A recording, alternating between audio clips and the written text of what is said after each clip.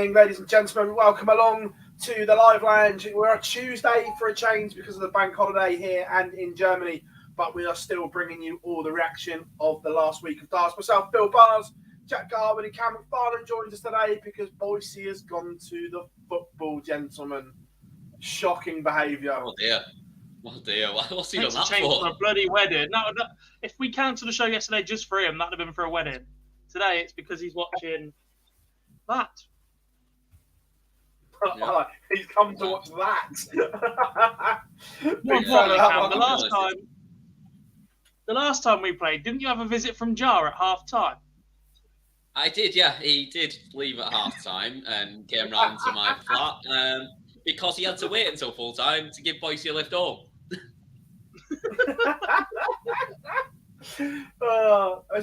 Has Jar gone tonight or not? No, I don't think he's there tonight. Oh, fair one. Can't make it up. Welcome along, chat room as well. Like I said, we are here on a Tuesday today instead, just keeping you all up to date. But all the usuals are in as always. So welcome along. Just shared some links on social media. So if you could, be good to share them as well for us. So make sure everyone is in.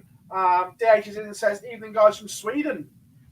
Welcome along, mate. Good to have you all involved.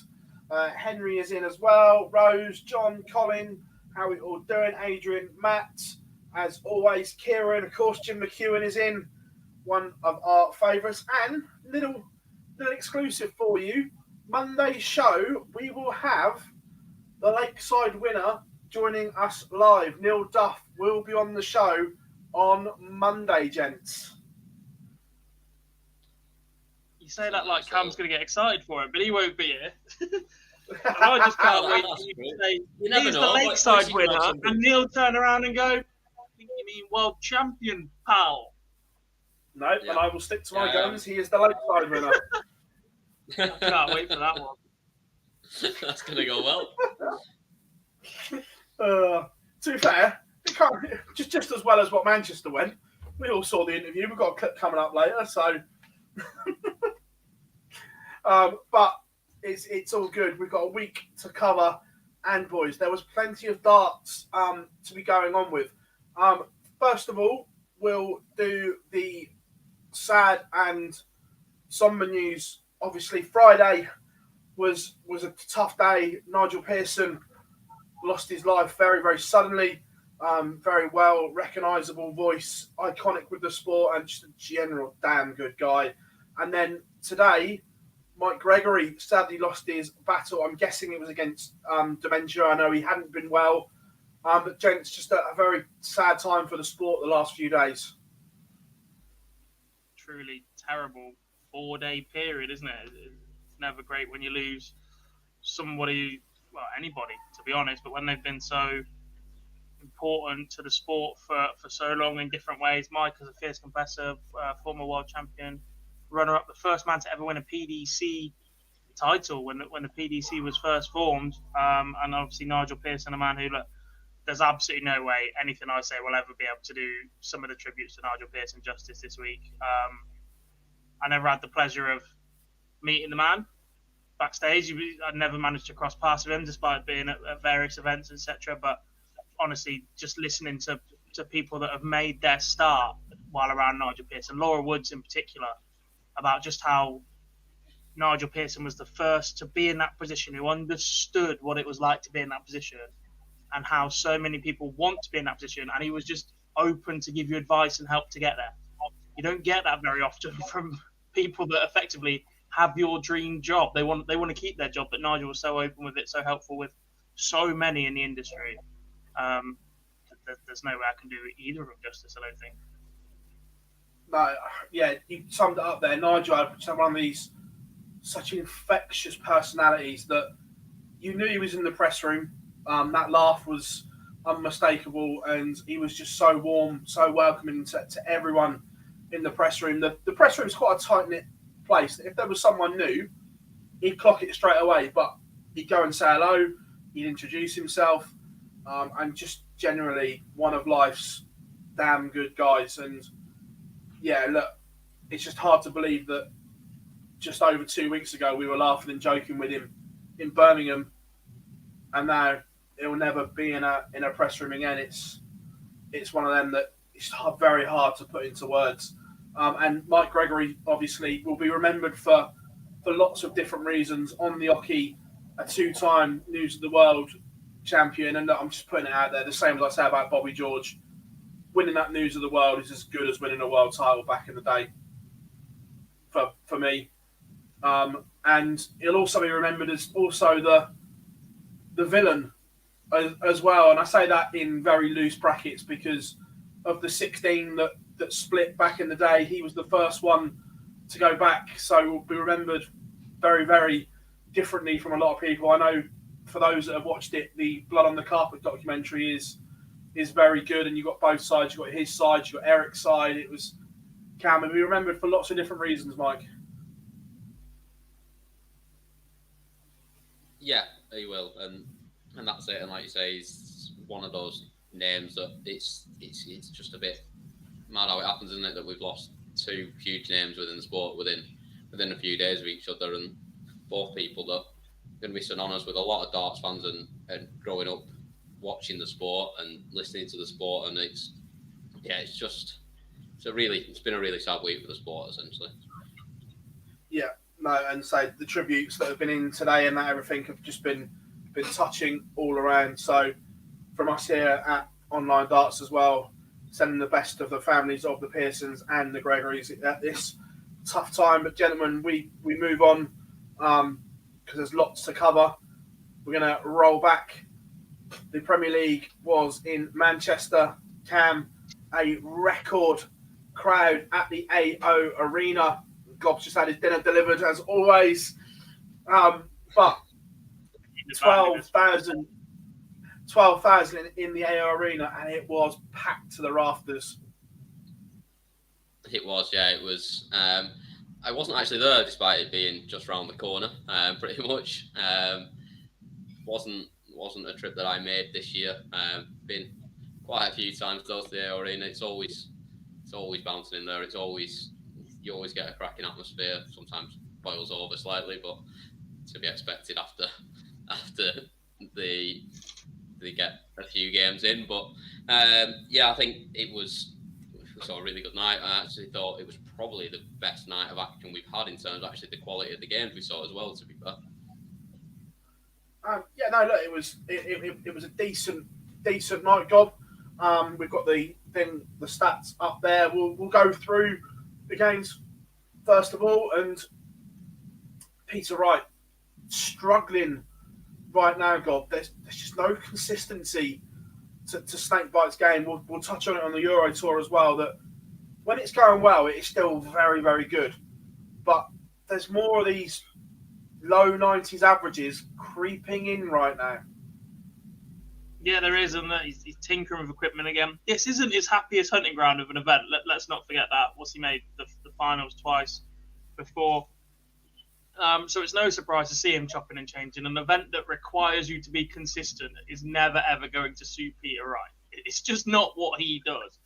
He's possibly the most beatable world number one the sport's had in a very, very long time. Phil Taylor was an absolute machine. Van Gerwen, when he held that mantle, was incredibly tough to beat. Peter Wright is going to chuck you that performance far more often than the other names will have done in the past.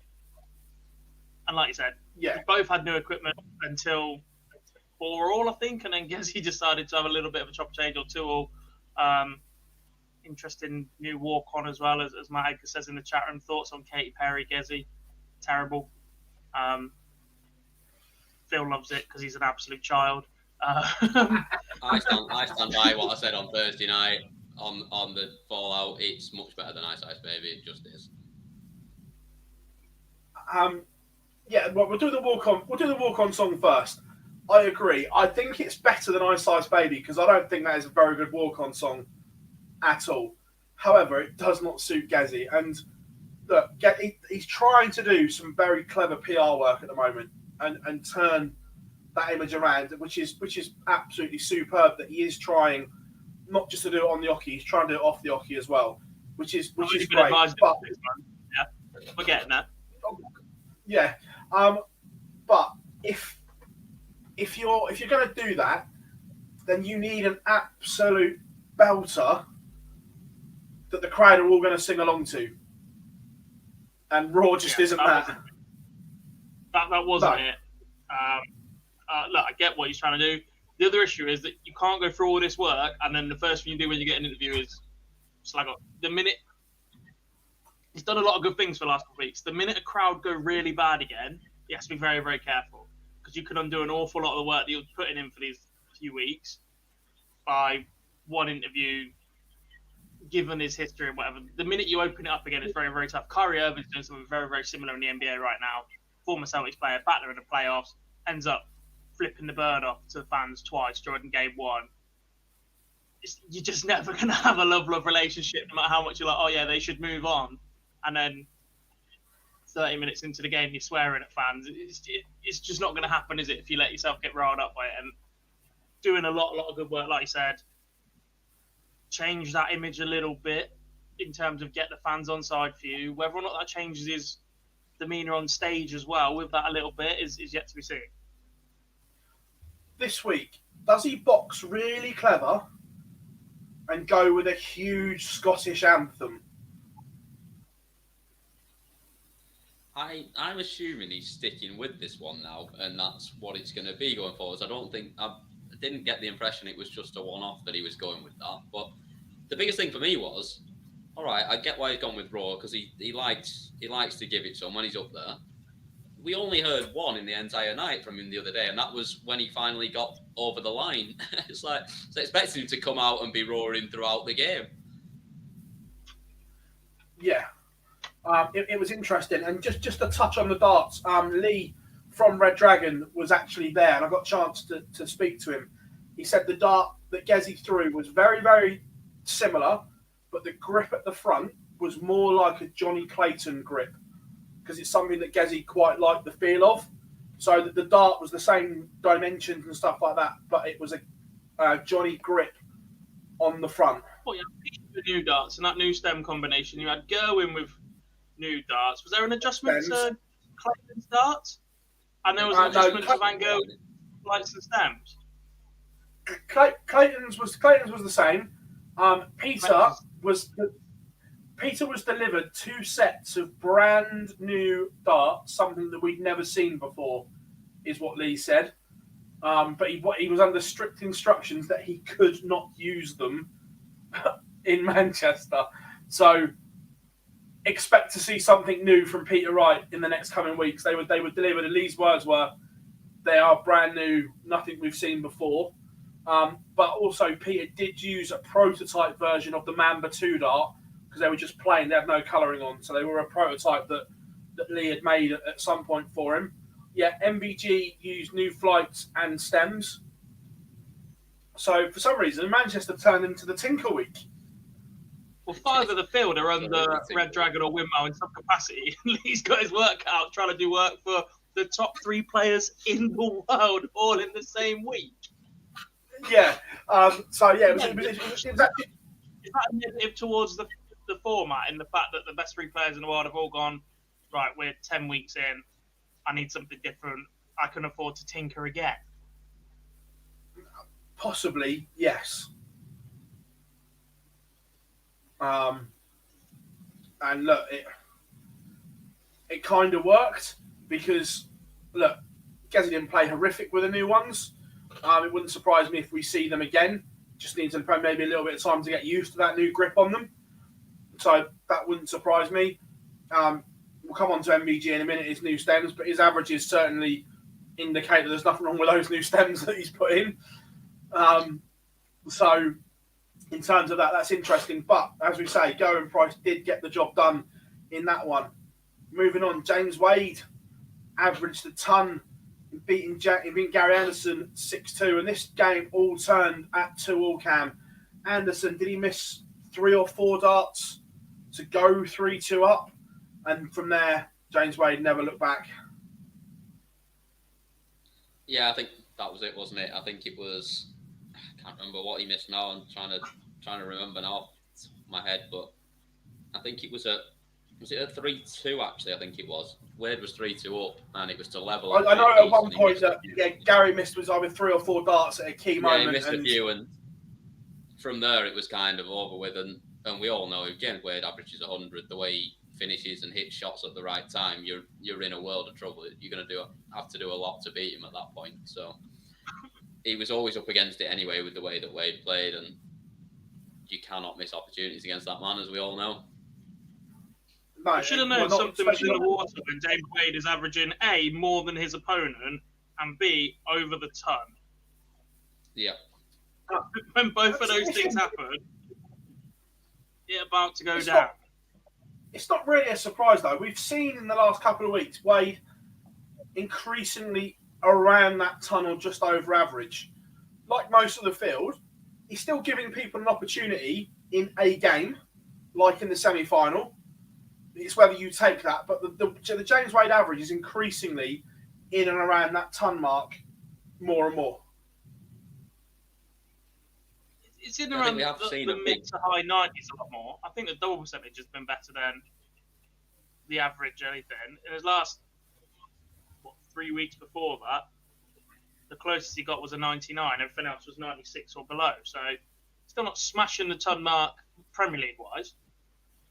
On the floor, we're seeing it a little bit more. Yes, I was going to say, certainly on the Pro Tour, we've seen it a lot more recently. But the machine marches on. And then this was the game of the night. Arguably, this is going to take some beating across the Premier League. Johnny Clayton, a 6-5 winner over Van Gerwen, Gob, and this was just a joy to watch. Both of them went at it hammer and tong, and it was just a damn good game of darts at the AO Arena. Can't beat games like this. We've always said that you don't need ton plus average to make a good game, but when players are going to play at the pace and rhythm that Clayton and Van Gerwen do, that and the over the top theatrics or antics, just get their head down and go, I think I'm a better dart player than you right now. That is where you get the best games, the ones that stick out in your memory. That Anderson Van Gerwen game in Dubai the other year when they just got on with it. And Johnny Clayton is another one that just plays that lovely rhythm. It's not too fast. It's not too slow. And when he learns to count and hits the targets he's actually supposed to aim at, he's very, very good at darts. There was, over the last 3 or 4 days, there has been some prime ferret counting of the highest level, especially on the Euro Tour at the weekend, which we'll come on to later on. But he certainly knows where that side camera is, doesn't he? The trademark Johnny Clayton pointers, we're now calling it. I want to start stealing it for local league darts on a Wednesday. Just walk past and give it the bang. Pointing out the window, like. Yeah, just giving it the old oi oi. But an absolute superb. Johnny is in the chat room. How are you all doing? Yeah, I'm good. I'll see you on Friday, mate. We'll have a laugh. And then in the last game of the quarterfinals, oh my God, this was spine-tingling. And I'm disappointed that Sky didn't let it go another verse because the Manchester crowd were in full flow Oasis when Joe was stood at the stage and they obviously cut to Bully Boy, but they couldn't let it go another verse, Cam. But an absolute spine-tingling walk-on. Yeah, I mean, if there's one place that it's going to go well, that walk-on, it's certainly at the AO, and I'll be honest, I think they probably could have let it go on for about the rest of that album, probably, and it still would have been going. I think we could have been there all night. That's how it was unbelievable, that the reception he got, and I think he probably showed a little bit in the game that we got after that he may not have hit the heights we know he can hit, but he was kind of on top from the very moment that walk-on started to when he walked off the stage at the end at 6-2. Yeah, and look, Michael Smith had an absolute howler on the outer ring. None from 11 at one point, Cam, and look, it was 6-2, but Smith had chances in this game. It was just the fact that he didn't take them. Yeah, and that was it. And he struggled up there, and I think I certainly didn't expect it. I was expecting quite a good showing from him. me and Gob the week before have both picked that he was going to win the week, which is probably why he struggles so much on the outer ring as much as anything, to be honest. So I think that might have been, he was pretty much up against it straight away, just off the back of what me and Gob had said. So yeah, so that was the quarterfinals. Yes, Johnny, I am, mate. So semi-finals. It was the Iceman against James Wade and Gob. As we said, this was the chance that James Wade gave the field with that only 93 average, but Gezi had a mare only averaging 90. And when you've passed up the opportunity given by Wade, the writing's kind of on the wall at this point because he doesn't normally do it twice. That was the one opportunity not taken. If Gezi had scored the way we know he can, then yeah, 100%. But Wade is still at 54% there, 93 average. That's how James Wade's made a living in this sport, isn't it? He's just slightly better than you. You miss, I hit, and he did what he needed to do. And he seems to have Gerwin Price's number right now. Last year in the Premier League, it was Michael Van Gerwen's. This year, James Wade just seems to know how to beat Gerwin Price on the Premier League stage. Yeah, agreed. And look, the world number, is he 5 or 4 at the moment? Because he keeps alternating with Michael Smith. Still 5. I think he's 5 at the moment, I think.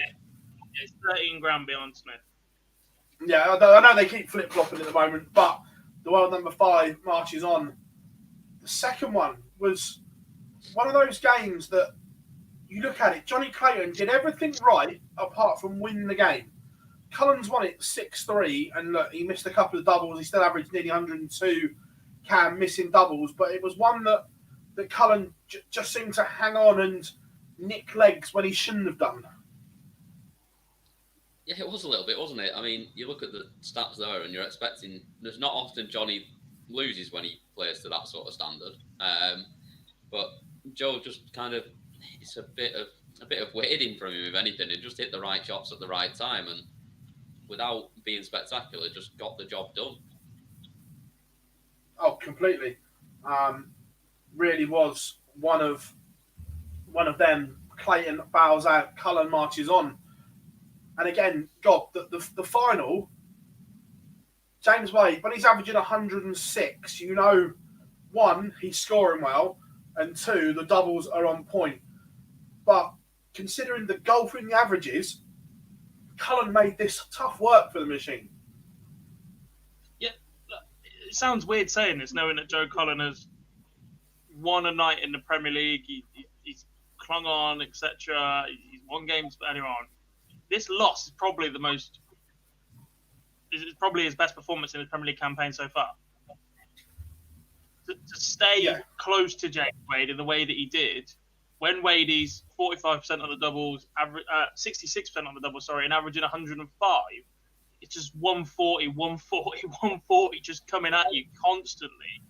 To stay that close and be in a deciding leg is possibly Joe Cullen's best performance of the tournament so far, I think. Winning it, fair play, did that, but his best average that night was 92. He took chances wherever gave it, but there wasn't really that extra level, I thought, if anybody responded or needed it that evening. That night, he was superb. Yeah. I'm not sure about the Wadey dab, though. No, I was just thinking that. It just doesn't look quite right, does it? Could we kind of edit it as well? Because the way he's pointing there is just pointing straight at you as if it's your turn to speak. Could we just edit this so it goes between us every time one of us is next up? The little gif going, your turn. Before we move on, Rob Owen is in the chat room. Hope you are well, mate. Don't worry, we've got some pictures of you teed up for later in the show as well. Spoiler alert. Again, when you look at that on paper, Gob, 6'2", 6'2", especially Gary Anderson, Peter Wright, only dropped 4 legs, you know that's going all right. Yeah, look, this win overall has been a long time coming for James Wade in this Premier League campaign. He's arguably been the most consistent performer over the last 3 or 4 weeks. This has been building up. He's made finals, not quite delivered there, but he's consistently getting out of that first round, which a lot of these other guys are struggling or failing to do. It's only really when he's been running out of steam at the back end of the night that it's been an issue for James. And to get over the line, to win one now, genuinely could go on and win another couple as well. We had this conversation at the start of the season about would all 8 go on to win one, and Wadey was one that we thought perhaps not. He wasn't in great form when this Premier League campaign started. He certainly looks to have turned that round a lot. Gary's obviously pinched one. Collins got one as well, which, look, I know we're talking about James Wade here, but that is the worst possible outcome for fans of Michael Smith. The amount of pressure that there is on Michael Smith to win a televised title, to be the last one in the Premier League where there is a weekly title going on. Granted, not the same, but just every night matters. 10 grand, here's a winner. It's a big deal for everybody. Being the last one of this 8 to get over the line, if it's going to happen in this campaign, is the worst possible scenario for Michael Smith. I agreed. You kind of keep forgetting that there is an actual league table going on as well, because we just remember who won the night and everything like that. Right now, there are gaps developing in this table, Cam. Yeah, there are, aren't there, a little bit. And the one that probably hasn't been helped by missing a win, but that's probably a little bit more surprised he's struggling, is Gezzy's got quite a gap now. He's 7 points behind that top 4 now. And the players at the bottom of it, I know he beat Peter Wright this week, but that's a lot to make up, especially when he's got not a great leg difference either in comparison with the kind of people above him. Obviously, Van Gogh's leg difference is a bit of an anomaly in the fact that he's so far ahead of everyone else, but even just the 7 legs to Wright and then a couple above him, like Wade on the same score as Wright there, but another extra leg as well. He's in a bit of bother at the moment if he wants to be making the finals. Well, I was about to say, I think Joe... Go on. I'm just not sure why we're surprised.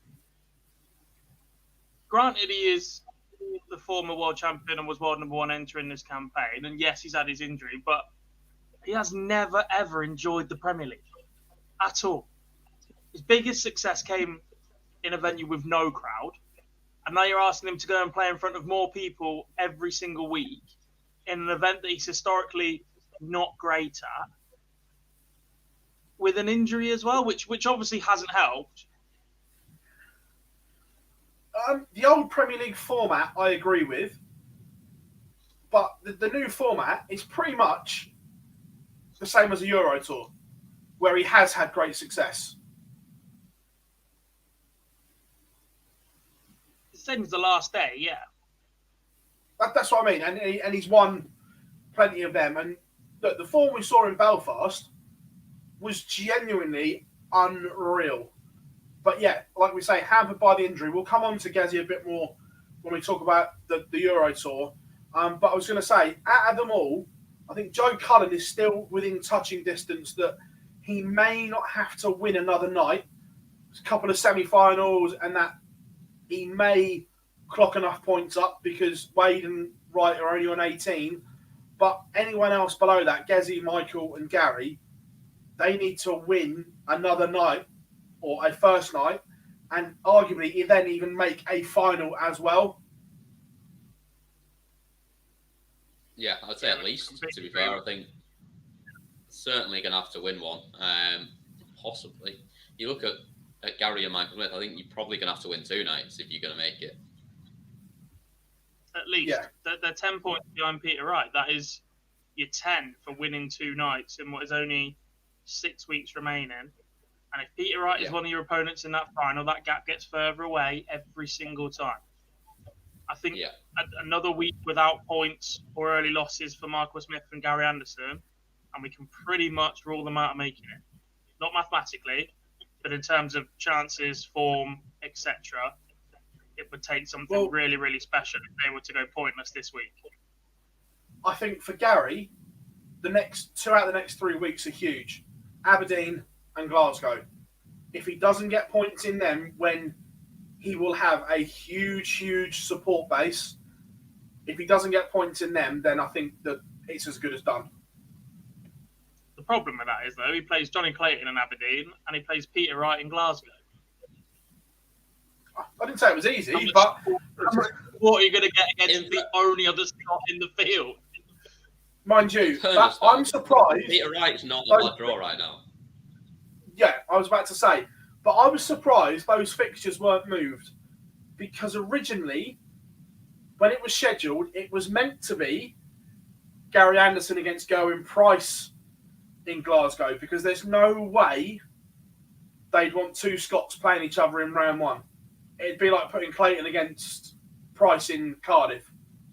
But because Berlin was moved, the fixtures all dropped one, and that's how it's ended up. Because originally it was the Lions' Den, so to speak, that Kessie was going to have to play Gary in Glasgow. Well, the cynic in me says that they deserve it after the rest of what they've done with these fixtures. So, in fairness, though, it works both ways as well. It guarantees them a spot into the semi-finals as well to keep people interested as well. But Shawnee Mac is in the chat room. Hope you are good, buddy. You had a nice patch on your shirt at the Worlds, as always.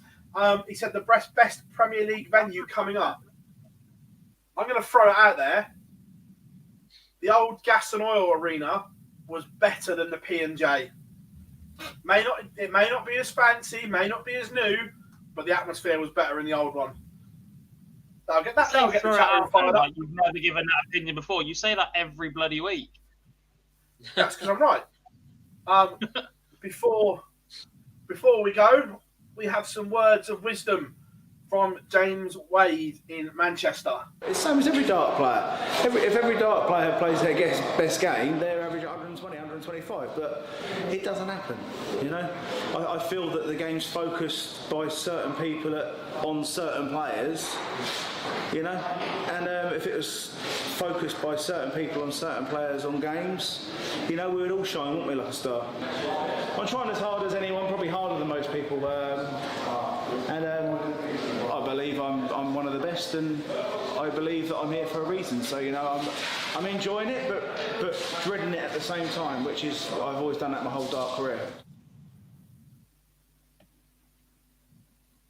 Wade from Manchester, boys.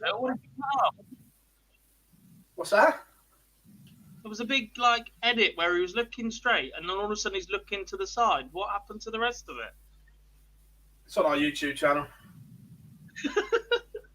at least he looks really focused on the interview, and he's not massively distracted while he's going on.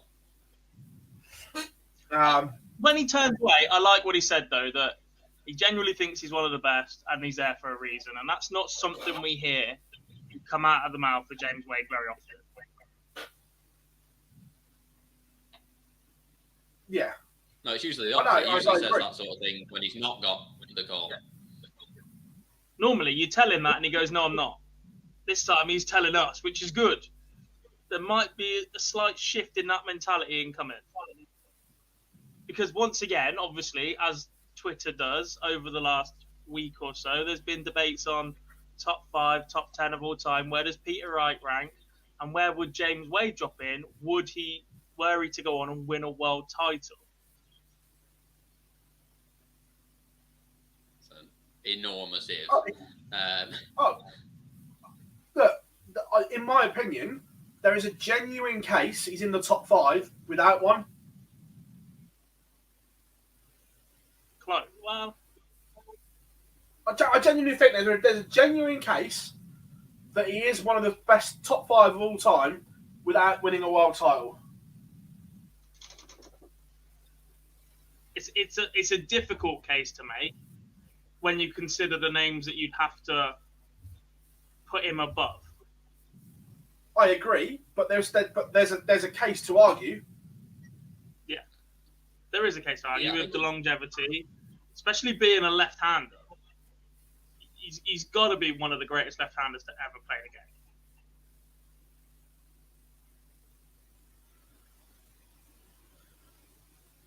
Yeah, first or second. can't think much more.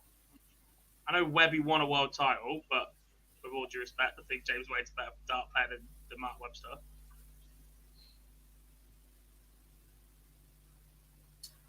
Johnny, that was the clip that went out on Twitter, mate. All I did was download it from the Twitter file. Right. He's not finished yet. What is he? 37, 38. I think Wadey's 38. So if he wants it, he's got another what? By recent standards, 12. Simon Whitlock's 51. Gary Anderson's just turned 50. Peter Wright's 50. He's got another 12 or so years if he wants it. What's more staggering, by the way, is that Wayne Marder's only 48. Colin Lloyd is 48. Yeah, I think it's mainly it's the World Championship format that you just don't know with him. If he'd not left the stage, different. 100%. And I'll argue that again. That point until the cows come home. That during Wingate, if he hadn't have walked off, James Wade would have won at least one world title. Yeah, at least. And that's why I say at least, because once you've won one, then your mentality changes because you are the best. So yeah, no, I completely agree that if he hadn't gone off against Lewis, because at that point Lewis's head had gone absolutely fried. Not for the first time either. No. But moving on from there, we had a strange Euro tour. What didn't happen on Friday because of the bank holiday in Germany. So we started a day later. Thank you very much to the PDC boys for the graphics as always. We're not going to do every first round game, boys. We'll just pick out one or two. And I know, Gob, you had an issue about this on the Pro Tour. How was there a bye again? I can't remember.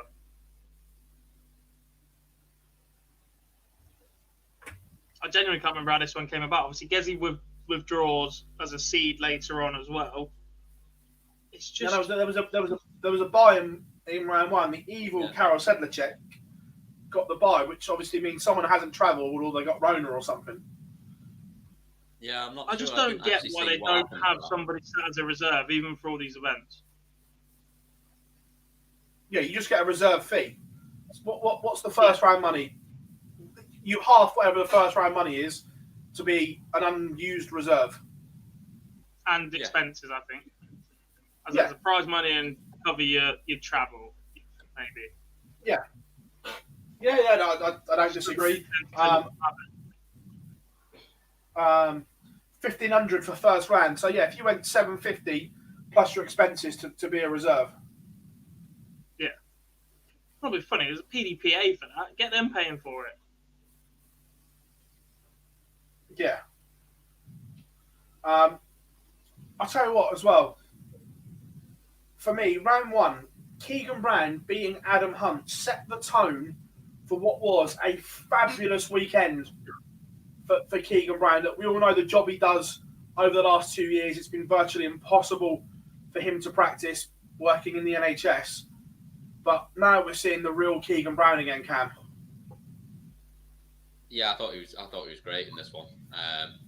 All weekend, and I think it was huge for him as well because we know he's sat at 64, I think, in the world right now. He needs a big year if he's gonna keep his tour card, and I think it was a real big weekend for him in terms of that. I tell you, the one I was really impressed with out of the first round that I would have picked out as my type, Wesley Blazier was a bit good this weekend as well, wasn't he? Oh, completely, yeah. He played some great stuff.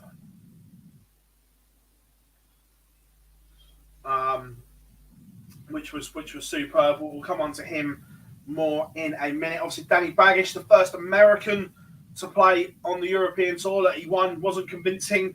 But he won't win many games with a 78 average goal, but I'm sure he'll take it. Get the big W. Them the rules, aren't they? Get the big W and be done with it. All that matters. Yeah, completely. Again, Martin Lukeman, spoiler alert, he started again with a good win against Adam Gaulas. The last time I'm going to talk about him. But there weren't too many surprises. Oh, no, not a surprise, but naff draw for both. This is the best I've seen Jeffrey Dejuan look for a long, long time.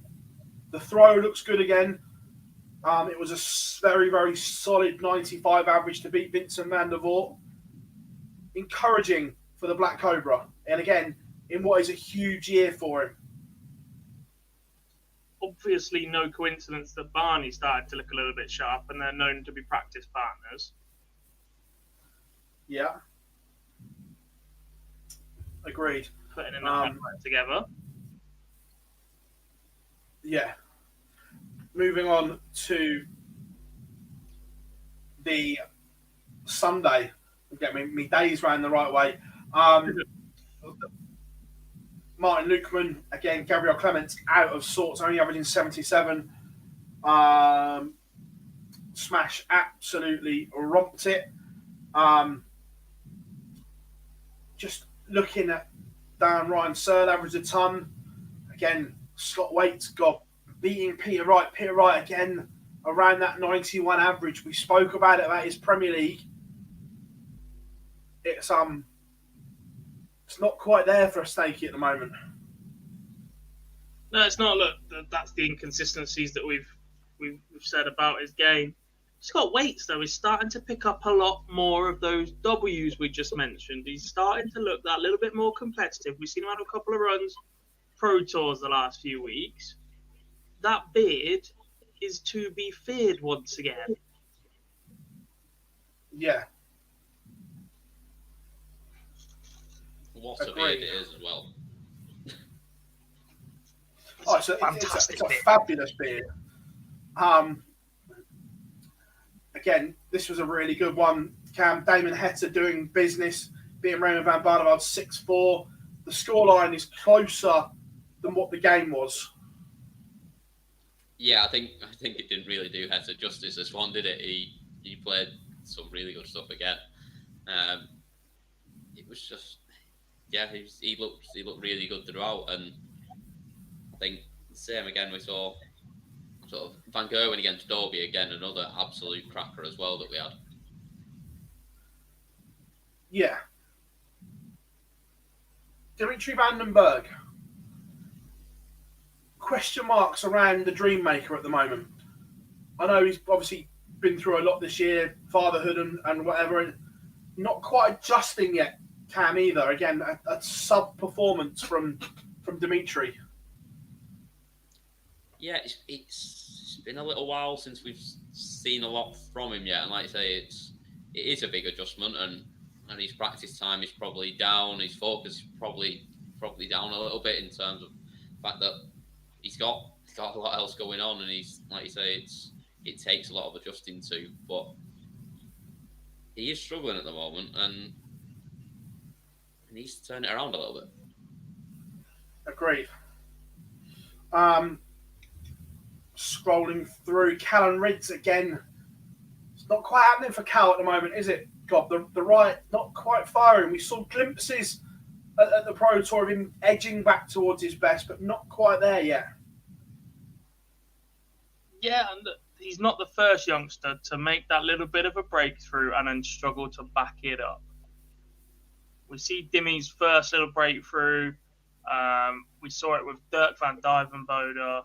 We've also seen it with Callum Riggs. And their top game is still very, very good, but it's finding that consistency and that motivation to keep progressing that B game and below and beyond.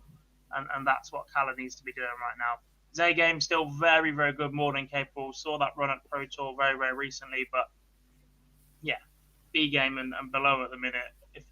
It's everything or nothing right now, and he needs to find a way to stop that. Yeah, absolutely. Obviously, Goran Price got a bye, so Keane Barry went through it. But again, another good weekend for Keane Barry, picking up money on the race for the match play and trying to get into that upper echelons of the ranking as well, Cam. Yeah, it is. It's another week where, like I say, yes, he got a little bit of a helping hand there by getting the bye when Gezi pulled out. But like you say, consistently picking up money now and getting himself into that position where he's going to get himself in the match play, in bigger events, and give him that chance to then, because we know he's got the game to give anyone a run. So once he gets in those big events, that's when he can really start kicking on and moving up the rankings. Gob as well. Chris Dobie, Michael Van Goen. This very much reminds me of Gezi Price, Michael Van Goen, a few years ago, that he gets in a position, but he needs to get over the line. Missed 2 match darts, don't get me wrong, it was a very good game, but needs something, needs to find a way to beat him once. Completely agree. Look, Chris Dobie was arguably one of the most informed dart players in the world last year in terms of level of performance, constantly over the ton mark. He just produced games that were ridiculously good and often found ways to lose them against various opponents. The amount of times he was averaging 104, 105 last year and losing games, or his opponent would raise it to that level, was ridiculous. And I think that took its toll on him a little bit coming into the start of this year. When you played so well, literally, you ask Chris Dobie if he can play much better than he did for 6 months last year, and he'll probably turn around and tell you no. But there will be a time when he gets over that line, not playing as well, and I think that's where he needs to go now. He's just waiting for that moment, needs to grasp it next time it comes round, and I think we'll just see a different level from Chris Dobie, because his A game is genuinely one of the best in the world. Completely. Moving on to the final day, and there we have it. It was played in draw bracket order, and Martin Lukeman, this was a superb weekend for him, boys. We'll come on to that more in a minute, but to beat Keen Barry in a last leg decider, the averages weren't the best, but it sets up his weekend and got him into the quarterfinals.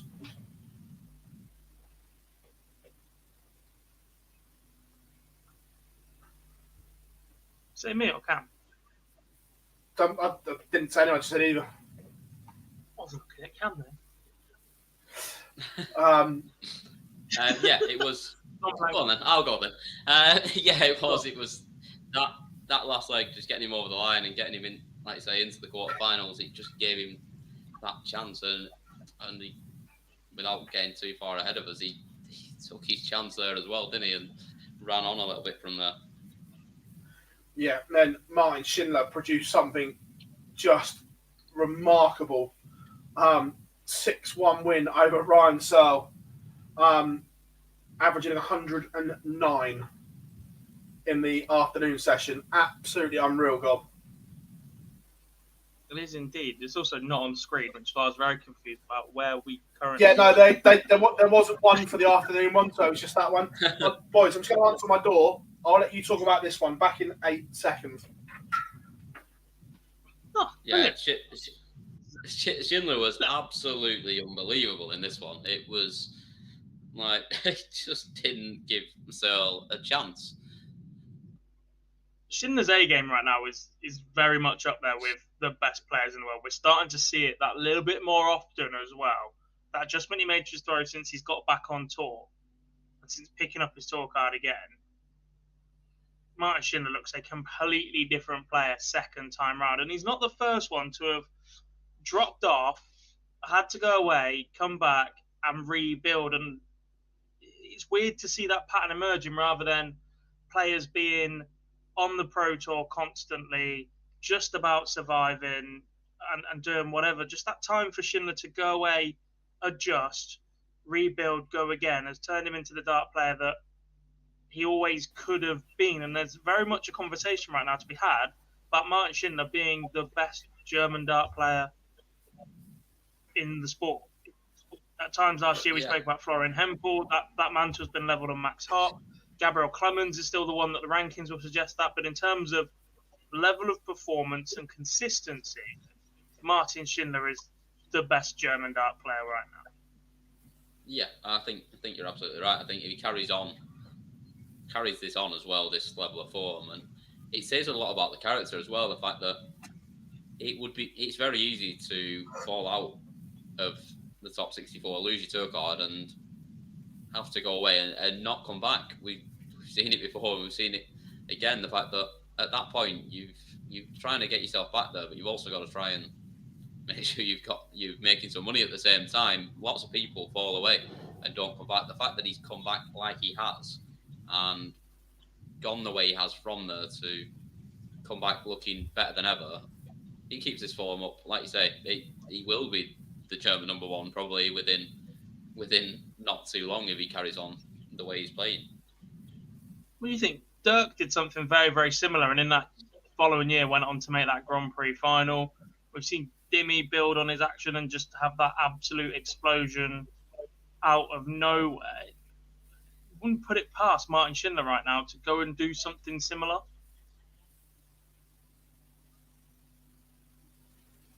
Agreed. Then Johnny Clayton whops Matt Cop 6-1. And then been a bit of a frosty one. Keegan Brown against Madas Razma. There was a frosty handshake, and Keegan Brown said he enjoyed that one after his opponent did everything to put him off, like a little bit of salt. I was surprised at that, given the way that Madas approached his other games on social media. Said that he thought Kim played too quick for him. He thought Jose definitely played too slow for him. So to then go to that level against Keegan, I was a little bit like, you've been moaning about pace of your two opponents for your first two games so far, and now it's on you a little bit. Yeah, I love the too fast, too slow. Like, how do you want it? Like, it has to be one exact, certain, steady pace, otherwise you can't play well. Yeah. You know those in glass houses. Yeah. Yeah. He's not exactly the quickest in the world himself, is he? No. His 9 darter on the Pro Tour when he's stepping back all over the shop. Yeah. It was funny. But MVG beating Rob Cross again, good from both. And I'm not sure if you heard the commentary for this game regarding Rob Cross. I'm guessing I not. had it on mute for the most part, so I didn't hear a lot of the between a pub and the Winter Gardens in Sheffield, so Dan Dawson said, having spoken to Rob, he was obviously cheesed off not being in the Premier League, which is understandable, but he's going to use it as a positive. However, next year, if he is offered any invitational events, he is going to turn them down.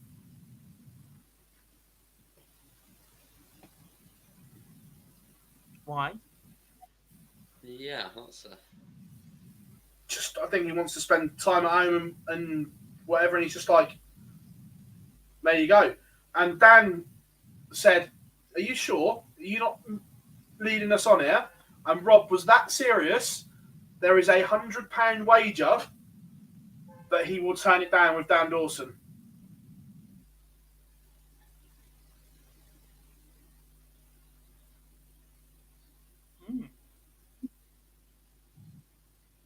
I mean, yeah. So and Dan laid the scenario to him as well.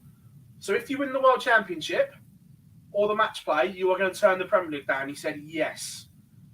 Now, I can't see the powers that be, Eddie, Matt and Barry, being overly pleased if their world champion or second biggest ranking TV title winner turned down the Premier League or World Series. It's not going to sit well, is it? No, I can't. I also can't really see it happening. I'm not sure that wager is going to be enough for him not to U-turn on it either, to be honest. I think if he's in that position, he might be all right for it. The more surprising thing is that he's okay with this information being public this early in the year.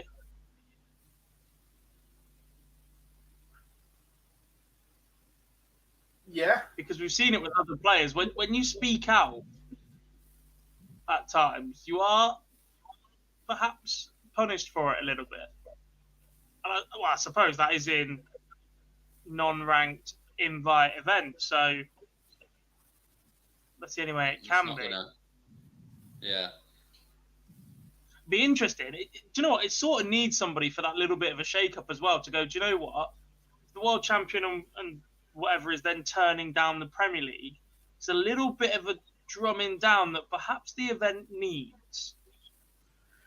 Well, call me a cynic, but You're a cynic. You're a cynic. didn't Adrian Lewis turn down the World Series a few years ago? And I don't think he's been picked since. We've heard the likes of Michael Smith speak out and not be in Premier League or World Series for a couple of events following. Yeah. But there's a big difference between, Adrian, would you like us to send you halfway around the world to perhaps where was it? Hong Kong? That was Shanghai? Australia and New Zealand. Australia and New Zealand. Look, 2-3 weeks in Australia and New Zealand, lovely, but it's not for everybody. Especially not if you've done it already. Yeah, there's a bit of a difference between that and turning down 16 weeks of the Premier League around the UK and the odd night in Germany and Holland. Oh, I'd love to see it. It'd certainly be interesting. It'd be make for a fantastic little debate if it does happen. That would be unreal. Good call, Kevin Keegan. I would love it. Love it if that happens. Love it. But that was that one. Moving on to the evening session, the quarterfinals. This is where it all got the business end of the Euro Tour.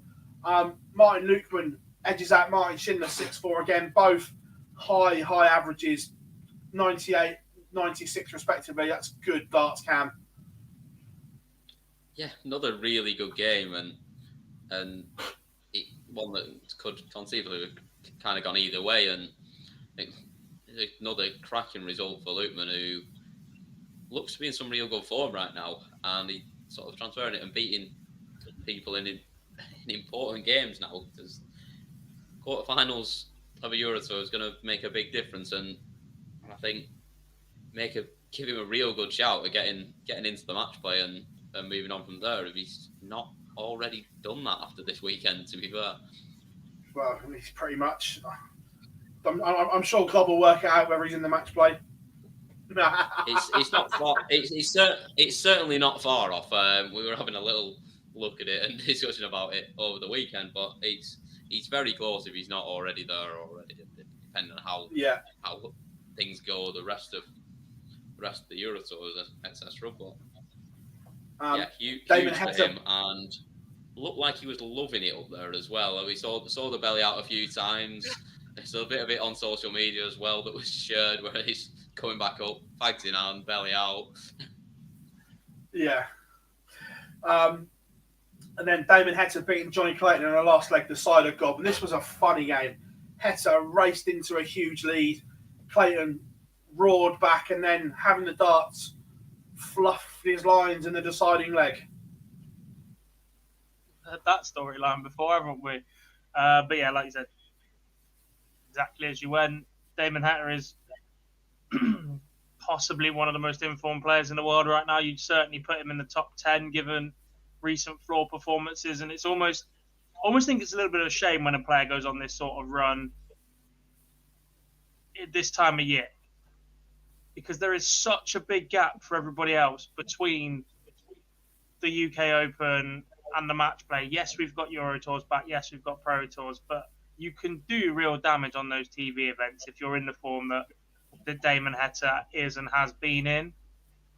And the fact he's still 2.5 months away from the match play and whatever else follows after that is a little bit of a shame to have hit your purple patch right now, unless this is a new level we're going to consistently see from Damon Hector. If it is, expect him to be in that top 16, top 10 in absolutely no time.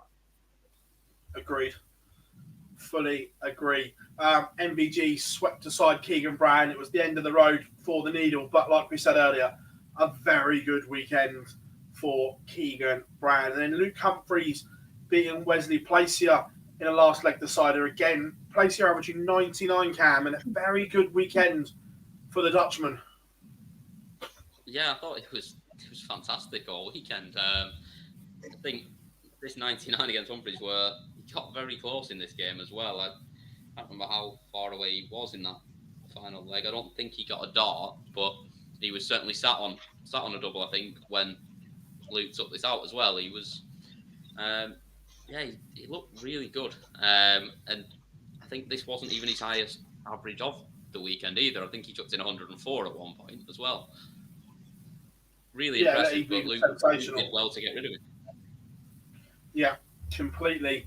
And then the semi-finals, Martin Lukeman causing the upset in semi-final one, beating Damon Heta 7-5. Lukeman got himself in front and looked comfortable. Seemed to be the story of his weekend, that. Get himself in front. He was hit against Schindler. Schindler reels off back-to-back 11 dart legs against him as well at one point. We didn't mention that earlier. To get himself back from 5-2 to 5-4 or something like that. Just solid and excellent front runner. Doesn't quite go to plan in the final, obviously, but yeah, solid performance. 50% on the doubles, 92 average. Tough to beat. 2 ton pluses as well. See, that ton plus column seems to be pretty good for him throughout the week, and when you're pinching those 90 to 130 odd checkouts, those treble, single, double, or treble, single ball combinations that we normally associate with the likes of James Wade, if you're picking up a couple of those in your matches, just takes the pressure off some of those legs, doesn't it? You just sneak a hold when perhaps you shouldn't have done, or you just chuck the pressure straight back on your opponent. He just seemed to have a run of those throughout the weekend as well. Superb. And then second semi-final, Cam, a day that Luke Humphries will never, ever forget. Whitewashes MVG 7-0, and apart from the last leg, where his average tumbled to a mere 107, he was up around the 114 for most of that game. That is elite level, world class arrow slinging. Yeah, to play someone like Van Gerwen and give him 1 dart at a double over 7 legs, and just not even let him in the game whatsoever, was just absolutely unbelievable for Humphries. This performance was, I mean, he's never going to forget this day anyway, with it being, obviously, without getting into the final, but getting his sort of first win, but it was just magic. He went 15, 15, 14, 12, 11, 11, and then I think it was 16 to finish it off, or 17 to finish it off, with a bit of faffing around at the end of that leg as well. It wasn't even like it was a poor leg. He just had a couple of misses on the doubles at the end. I don't think I've ever seen anything like it in terms of dispatching MVG with that level of dominance, where he's not even in it at all. Well, he had, I think, 1 dart to make it 1-1. Yeah. And then from there, it was just unbelievable. Spoiler alert, we've seen it all over social media, but Luke Humphries, the year 2022 is developing, and he said it in his post-match. I've won a Pro Tour. I've won a Euro Tour.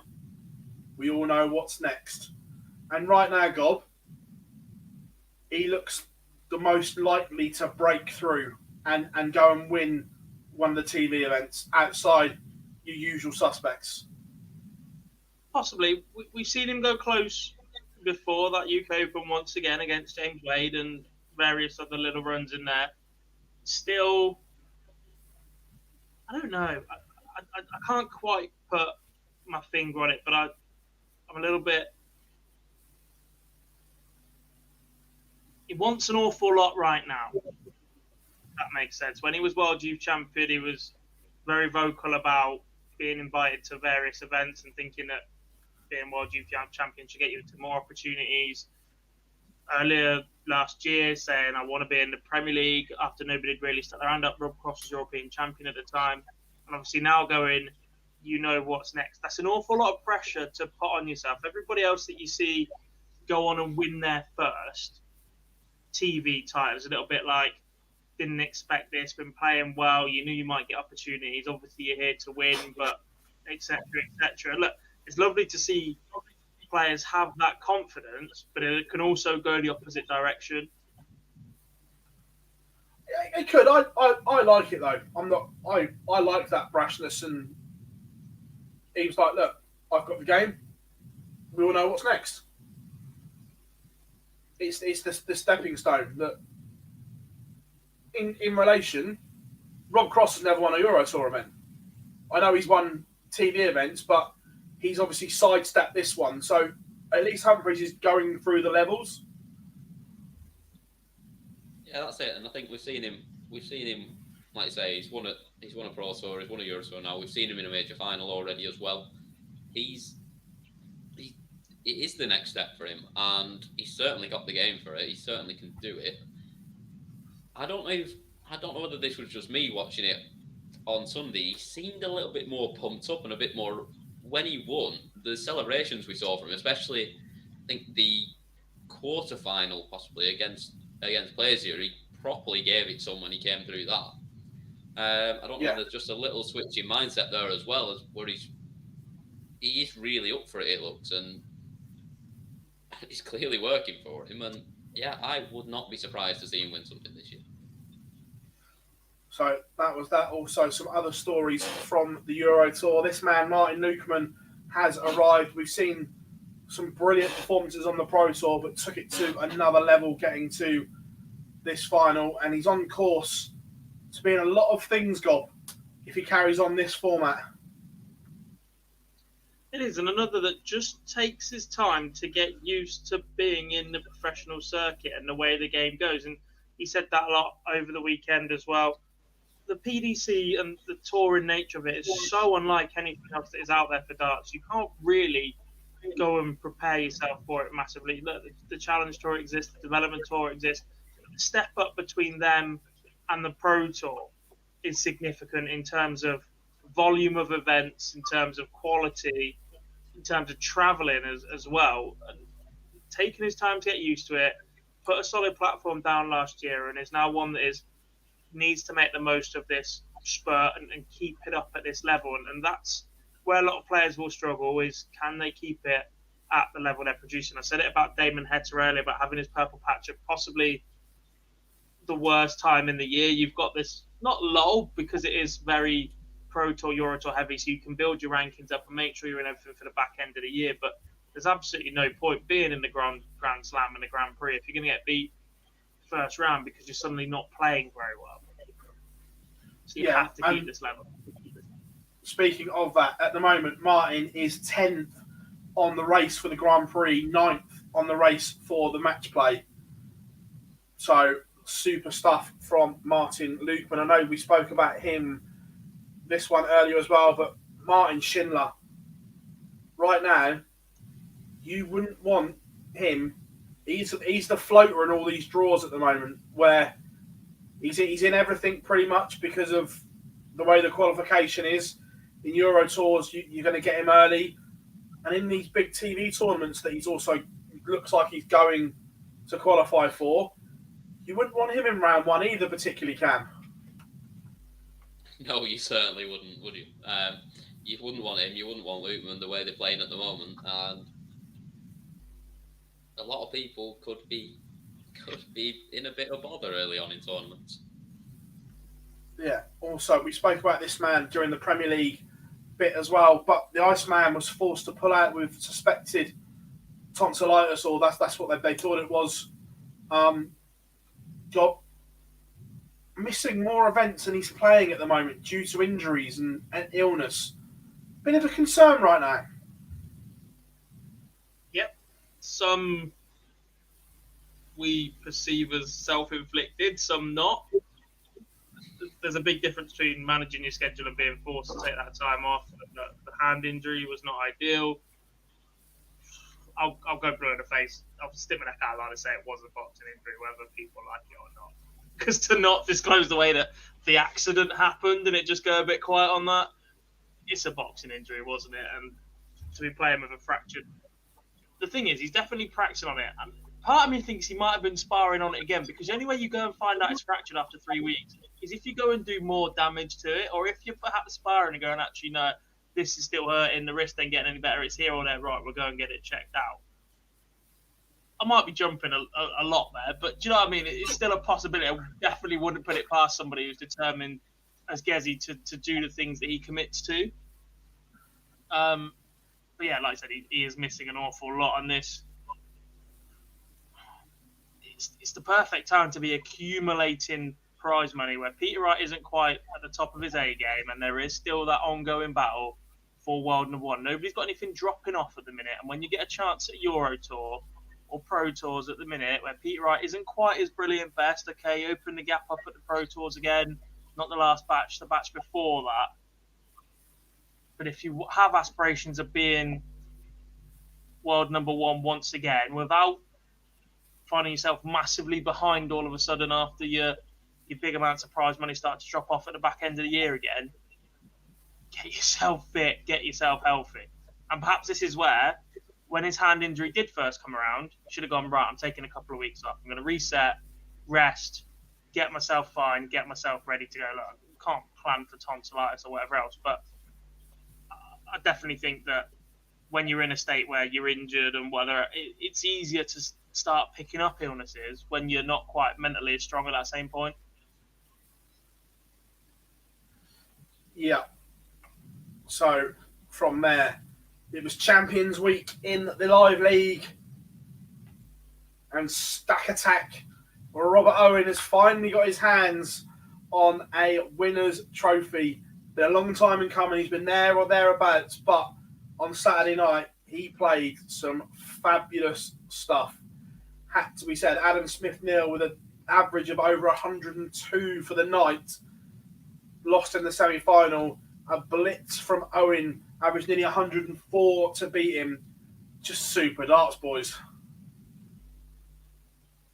Yeah, a couple of things. I definitely want a knee brace. Dimmy won the match play with one. Rob's now won a online darts live league Champions Week with one. It's just something about it. And two, if he turns a check the other way, it's taller than him, bless him. But yeah, superb darts. I actually was having a look. There's no need to start on that. It's true though, isn't it?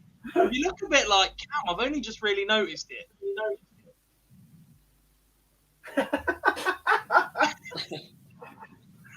It's not. It goes the same way. You're both about 4'4". That's just the way it is. But yeah, look, superb night of darts. Can't lie, I was definitely having a look at Adam Smith-Neal before the night started. Couldn't find it where I wanted it. So didn't, and glad I didn't in the end. Yeah, I thought you were still there, Rob. I thought we'd get a reaction. There it is. Steve also made a lovely return to Twitter this week. Well, superb. Also, massive shout out for Dan Reed, who has played so well across the phase to get there and all of Champions Week. Again, it was a good final as well that went to the wire, Cam, and it's good to see. And look, it's no coincidence that the people that play in this regularly go on and do good things. So that's the thing, isn't it? It's good, top quality competitive darts that is just giving people that extra edge when it comes to anything else, because they're playing week in, week out, and in these sort of battles where nobody's nicking a result in here. You're not getting anything without turning up and playing your best. So it's teaching that level of competition and being in the right place for it, mentally, physically, whatever it is, just to make sure you're on your best. Otherwise, you'll be off home pretty quick. Obviously, a week off in the Live League this week, but there is one name that makes their debut in Phase 3, which I am rather excited about. He took the UK Open by storm, and he's travelling over from Poland. Sebastian Bilowecki will make his Live League debut in Phase 3. I like that. I'm a big fan. I like that a lot. Plays at a nice pace as well. Just get on with it. Yeah. Right, back to Premier League action. Night 11, and we roll to the P&J Arena in Aberdeen. Now we know Hendo walk on. This time around, it's just a straight shootout, boys. We know the drill by now. Let's. Robert says, "Bring him on like that, mate, like that." But first up, Johnny Clayton against Gary Anderson, and the Ferret doesn't get booed too often, Gob. However, there might be one or two this week. Can't boo Johnny Clayton. It's just too nice. You just can't. Them the rules. All I'm saying In fact, is, if they do boo, Johnny Mack, it's on you, mate. I'm coming for you.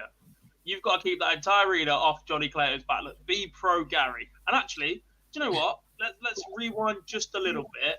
Considering the amount of stick that we've given crowds all over the last, I don't know, 3 or 4 years now, to be honest. Starting with the Euro Tour, focusing on the Euro Tour, it's crept into the English game an awful lot, etc. I didn't see all of it this weekend. I went to watch a snooker and whatever else, but I genuinely thought the bits I did see, the German crowd this weekend were very, very well behaved. yeah, no, they were. It was good. The efforts definitely haven't gone unnoticed of the last couple of events where you've had Philip on stage saying, cheer your man, don't boo the others. The odd moment, you get somebody whistling on a double, which is still idiotic.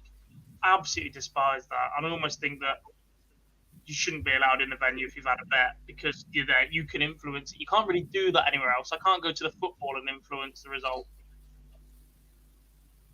But I can at the darts. If that makes sense. Yeah. Again, chat room, get involved in the Premier League predictions this week. But you say you can't boo Johnny. They're the rules. Look, they went out the window when Steve Beaton got booed at Ali Pally. That everyone's then fair game. Yeah, anyone's booable now. Yeah, once Beaton's been booed, anyone's booable. Yeah, I'll give it up. So match one, where are we going? Look, for me, I think the Ferret does a number on Gary Anderson in this one. There's absolutely only one winner in this. Gary! No, I'm joking, it's Johnny. Yeah, I can't remember. I can't remember what I predicted on Thursday night. This is always the worst bit of this show when I'm trying to remember what I said on Thursday. But I'm pretty sure I was in Johnny's camp. I think he wins it comfortably as well. To be fair. Yeah. I mean, you need to start writing these down, mate. I do everything else for the show. You've got one job. Just tell us our predictions. Right, I'll write both of ours down this week. Match 2 cam, Peter Wright against Joe Cullen. And I'm guessing that this is a game where it's hard to predict, and it's a case of which version of both players turn up. This could either be fabulous, they're both on, very one-sided either way if one's off and one's on, or if they're both off, it could be an absolute nightmare. Oh, it could be an absolute just dogfight scrap that whoever somehow gets over the line on double one wins it. But I think we'll see a reasonable game. I thought we saw Peter Wright play really, really well for 5 legs on Thursday, and I think he couldn't stay out of the treble 20, but then sort of fell off. I think we see. I think this might not be what I said on Thursday either, but I think we see Joe Cullen actually hit the right shots at the right time again, like he did this week, and probably beats him in a close one. Gob? Snake Bite wins. Snakey wins. Yeah, I'm with you. I think Peter Wright wins as well. Match number 3, James Wade against Michael Smith. Gob. I think they'll probably both get booed as well in this one. 2 Englishmen in Scotland. Yeah. There's a chance. But on current form, hard to look past James Wade. It is, and like we said, Michael Smith needs to start picking up wins, especially in the quarterfinal, even though it's just to start building confidence. Pick up a quarterfinal, you pick up a semi-final this week, semi-final next week, and then start looking at those finals you need. Yes, you're leaving it to the last minute, start working your way back up that table, but you need to just start picking up wins as a basis. Tough against James Wade, but you've got Gary the following week, followed by Gezi, followed by Johnny Clayton. It doesn't get easier in the Premier League. It just stays at a ridiculous level, and he has to start finding a groove. Wasn't great last week.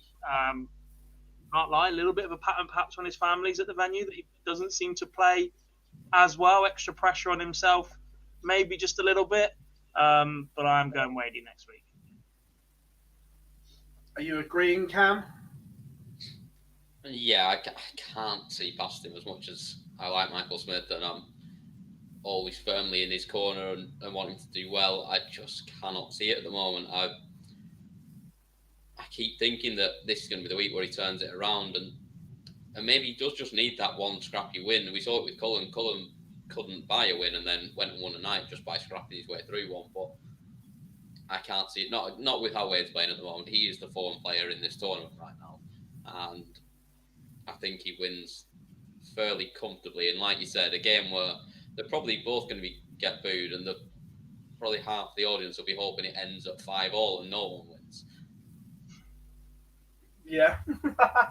No, I'm with you. I think Wadey edges it. I'm going to go 6-4 to the machine. And then last up, the Iceman against Mighty Mike.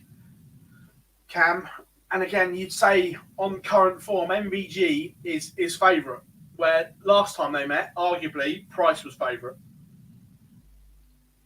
Yeah, I think, like you say, MVG's got to be favourite right now. Last week, sort of, when we saw the new equipment from MVG, the new stems and flights, I thought for the first few legs, until the two big finishes went, well, even after the two big finishes, I didn't think the darts were going in particularly well. They were kind of all over the place and at different angles and deflecting off each other.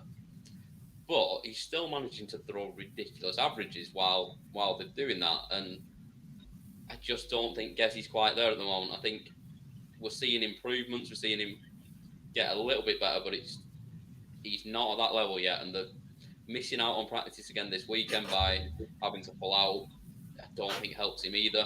So I think we see MVG win this one, and I actually don't think it'll be that close. I think probably about 6-3. For you, Gob? Gerwin wins. The Welsh version or the Dutch version? Which one? The Dutch. Van Gerwen comfortably. 6-3. Yeah, I'm with you. I'm 6-3, somewhere around there. So from your selections and chat room as well, I would like your finalists and who wins, gentlemen. Who would like to go first?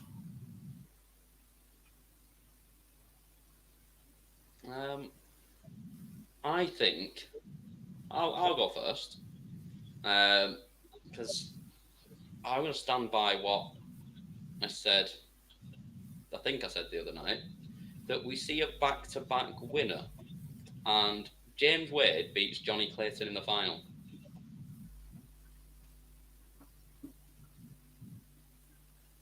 Gob. I can't remember what I said the other night. You didn't like my prediction, just because of what most of my predictions end up like. But Yeah. however, Pretty just while sure we're on I had- that, last time I was on here, I did predict the finalists and the winner of the women's WDF. So I'm going to take my chance while I'm on here. I did get one right. I think I had Johnny Clayton.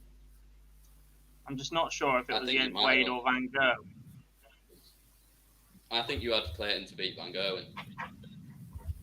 Then that's what I've got to get.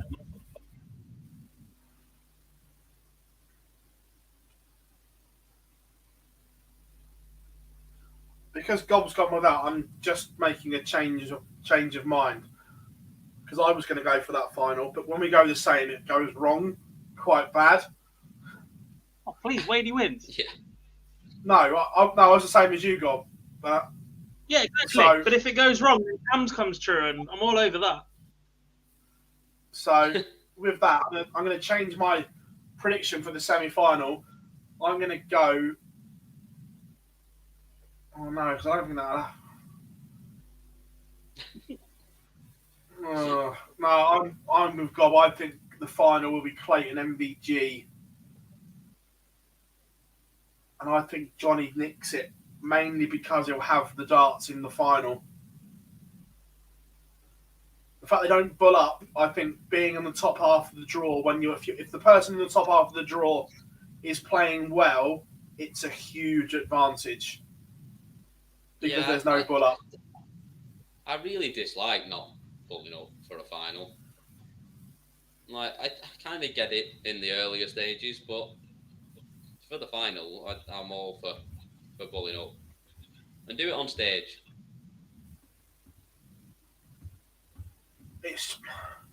You think Johnny Clayton could have the throw in every game if he goes and wins it? Yeah. Not sure that's right. Well, I don't mind it for the first round because you've kind of earned that position to get it. But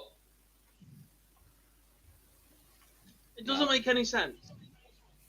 Because normally bullseyes are done for the final. It should be just an even playing field, and whoever wins the ball goes. I can't say it's gets bloody that advantage. time constraint. Because normally the players are.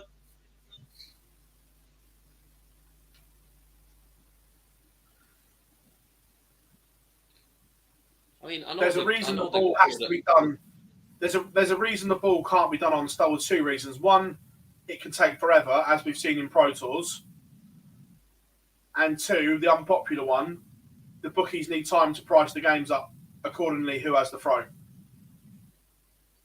True. Where if it's done on stage and it's game on, they can't do it.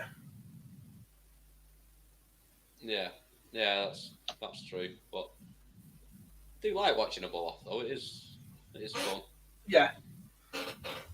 Yeah, no, I agree. So chat room, what are you saying? Who wins night 11? But boys, I suppose if one of Johnny, Peter, Wadey or MVG win this night, the rest it's almost curtains, isn't it? I think. There's still 5 weeks to go. So if it's 25 points for one player in particular, if they win all 5, unlikely, granted, but there is still an awful lot of points to play for. Yeah, I think more so if it's one of Wade or Wright, in that it's going to extend that, especially if the other one has a decent run as well, because they could conceivably play each other in the final as well. Then that gap to 4th place gets huge. Oh, yeah, if it's a Price Wade final, everyone below them's got huge problems.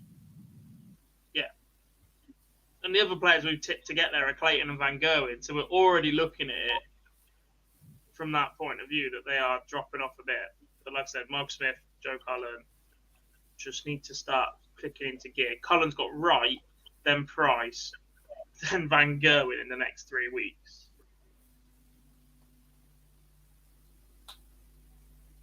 I appreciate it's the Premier League, but to play 3, 2, and 1 in the world. Under normal circumstances, I agree with you.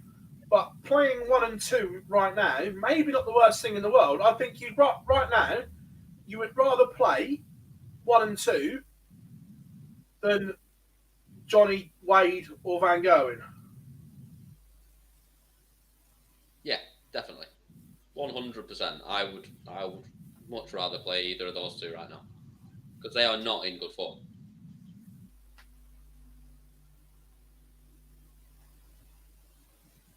Yeah. Completely. Right, a week in darts, boys. Have we missed anything? I can't think of anything that leaps off that we've missed. No, there's nothing jumping out at me.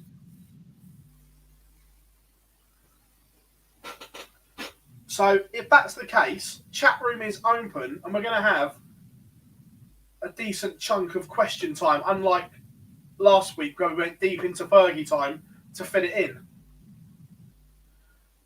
Johnny, we did that right at the start, buddy. Don't worry, we covered that one right. That was the beginning of the show. But yeah, you're right. Sadly, two legends have left us.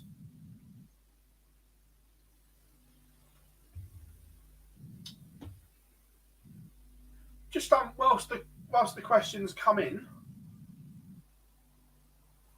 World Series. I know we spoke about it last week. Is there a case for players like Luke Humphries to be given a go somewhere? I'm not saying the way he's playing. Yeah, I think there is, and he's certainly someone that he has the advantage as well that he's very, very watchable as well. He plays at a really good pace and scores really well. I think there's a real good case to give him at least one. Are you on board with that, Gob, or not? Don't think so. That's what the Grand Slam is, isn't it? Basically, you win something, you're in that. Yeah, but you go back, that's what the World Series is about. Max Hopp had his chance. There's been a few that they've used the World Series to blood some of these youngsters. For the opposite eight, not necessarily taking away the big names, that we still have this narrative that they put bums on seats. Who are you generally dropping for Luke Humphries? Because we're already talking about the fact Dimmy's only got 2, Clayton's only got 2, etc.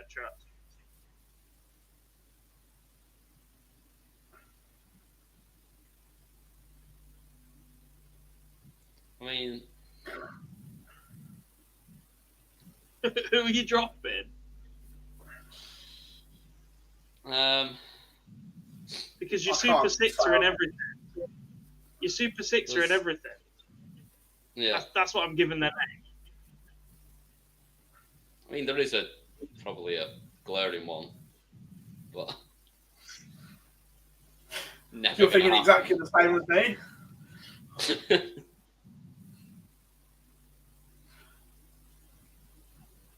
Okay, then should those 6 be in everyone? Yeah. Fallon's is off of the agreement from the previous year, that she gets in the full tour effectively. And look, you go in there as the most marketable player in the world. And the other ones are on the. You have to give some advance notice of who's going to be there. Let these players get set, etc. And it'd be harsh to not invite some on the premise that they might be in the top 4 and aren't in the top 4. And the fact that 3, 4, and 5 is so close, they literally don't have a choice. See, I think Clayton deserves them all over Smith and Wade. Winning 4 TV tournaments last year, including the Premier League, I think Johnny deserves all of them over those 2. Don't disagree. But at the same time, the PDC ranked all their tournaments properly, had set criteria, etc. Johnny Clayton would be top 4 with 4 TV title wins. His bank account looks great. His world rankings don't. True. And again, it's just more flaws with the PDC system, the way they build it up. When the PDC first built the Pro Tour system and the ranking system and everything, it was very, very good. But as they start trying to attach more and more things to it, they bring in your World Series, your Premier League, your Euro Tours, your Challenge Tours, your Dev Tours, your Women's Series, your backdoor entries to the Grand Slam, backdoor entries and international qualifiers for the World Championships, your home nation qualifiers, etc. The current system just has too many flaws.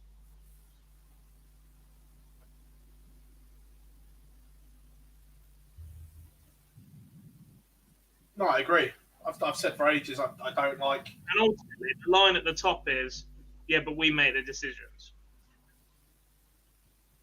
And it's just getting to a point now where, as a sport and as an organisation, look, you're already taken incredibly serious. You are the second most watched televised sport in the UK collectively over the year. You're growing in markets such as the Netherlands. You've got a massive deal with the Zone already across a large part of Europe. That's probably only going to grow. And if it doesn't, then it's going to induce a massive cash injection to the sport anywhere else as a league broadcaster, because people want the rights to darts. They just do. There's going to be a massive, massive battle for that. The minute any sort of contract comes rolling around, ITV are going to have to put their hands in their pockets even further to keep the events they've got, I think. And there's just going to be a lot of money, a lot of those decisions coming around, and you have to have your regulations and everything in time. Can you look at the response to the Super League in football? Could you imagine 10 players? Well, I suppose it's had a PC spawn, but can you imagine PC turn around and go, "We're doing this because that's what we want to do"? I was going to say, that's how the PDC was formed anyway, so that's probably a bad. I just don't see it happening again Can you not? in an era where it's so well cleared. For argument's sake, I'm going to use BT Sport as the one here because they're obviously the rivals to Sky, like back in the day, the BBC. BT Sport come along and go, like the Super League, to the top 10 in the world. I'm going to guarantee you this to come over and play in our tournaments. Do you not think they'd take it? No. It depends what the figure is. And we're seeing it in golf at the moment with the figure's irrelevant Saudi in golf. League. The first player to commit to the Saudi tour is PJ ranked number 1063. I know, but that's the thing. But we're seeing it in other sports, and there are a lot more conversations going on with players about it than people that are committed to it. And there's a lot of people having very serious discussions about it. The amount of money on the table is what, at the end of the day, will speak to whether anyone would take that gamble or not. Right, so with the PDC, there's I would take that million, gamble or not. I don't know, there's because £15 million in prize money available for the PDC across the year, correct? Yeah. So, say a Saudi-based, like you say, that's where the money is at the moment, said, right, BT, we want you to run this, here's this, and they wanted, we'll go the 16 best as it was from the split the first time round. They said to the top 16 in the world, we will guarantee you £3 million a year for the next 4 years, come and play in our tournaments. I think every one of them would take it. Yeah. Or if they say all of a sudden there's 100 million on offer over the year between them to play for or whatever it is, you'd be stupid to turn it down at the end of the day. Yeah. But it's about the risk for me is with that sort of tournament, and a little bit with what we're seeing in the Premier League at the moment, in that the standard hasn't been that good because there aren't any big games right now because everyone's playing each other every other week. If you dilute it to that sort of level and you haven't got Cinderella stories, you haven't got people coming out of nowhere to have a big run to the final, like people like Martin Leekman this weekend or Humphries going and winning it. How long does that money stay there, and when the competition isn't as good as you expect it to be? And that's the risk, because it goes stale when you're playing the same clubs every week. The same. Oh yeah, no, I fully agree with you. It does, but what I'm saying is, like, at the end of the day, money talks, and if the money is right, the same as in any sport, I think people will jump.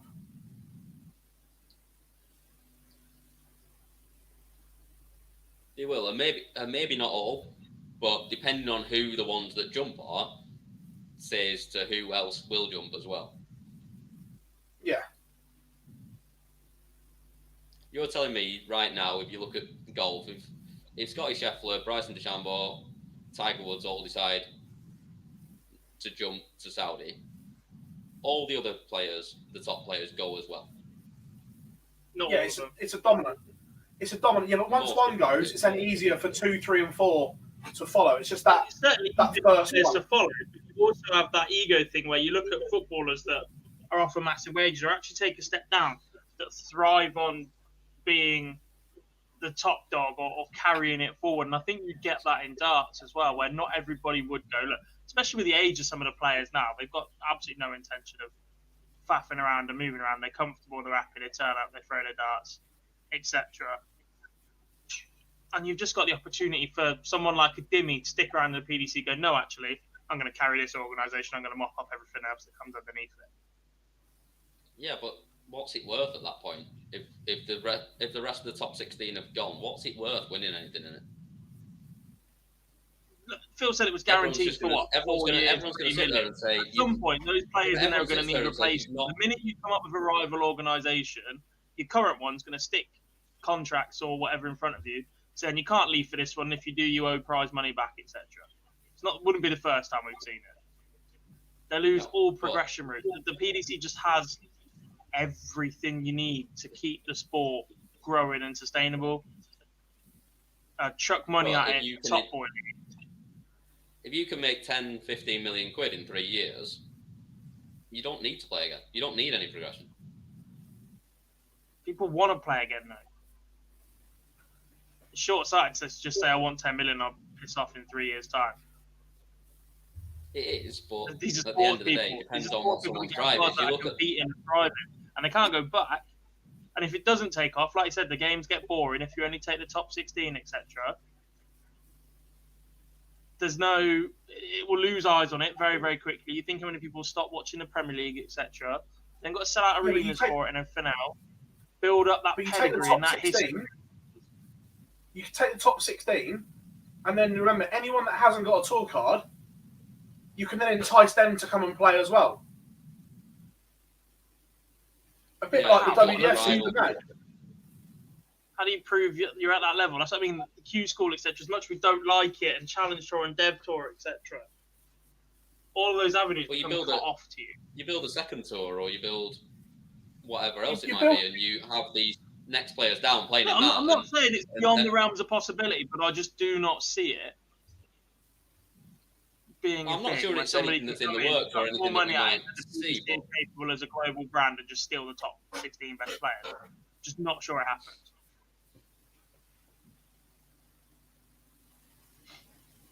It'll be interesting. Anyway, just digressing. Chat room. What else have we got? Should there be more ranked TV comps then? Yeah, 100%. Way too many non-ranked. Yeah, I agree.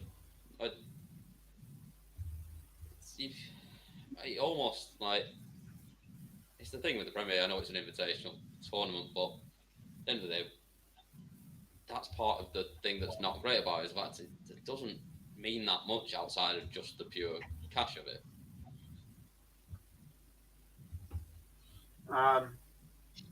So, yeah, Johnny, Friday I'm flying back on the early flight, mate.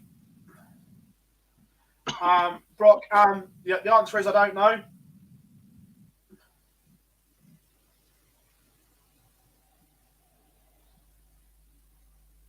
Just hates gingers. Standard.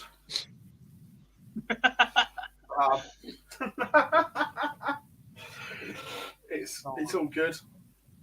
4-0. Wow. Oh, we haven't got in yet. I was going to say, yeah. That's delightful. I'm not there yet. Hang on, I'm even further behind.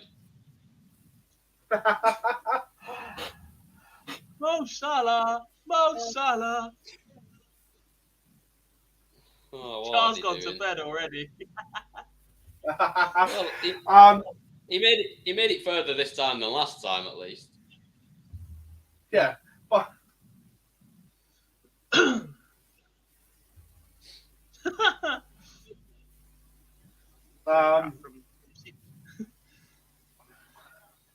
Jay's tweet's interesting. Fulham are just getting promotion. He's just gone, commiserations to Fulham on their relegation and congratulations to Norwich on their promotion, saving it for next season. Who's put that out? Jay.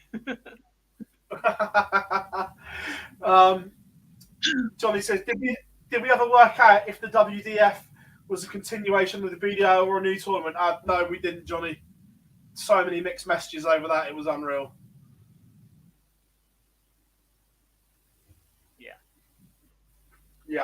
Bob says, do you see more youngsters playing TV events or more older players? I think it's still a balance and a split, isn't there? yeah. Yeah. Look at what's the top 8 right now? 50, late 30s, early 30s, Yeah, you've got early 30s, late 30s, Gezi 50.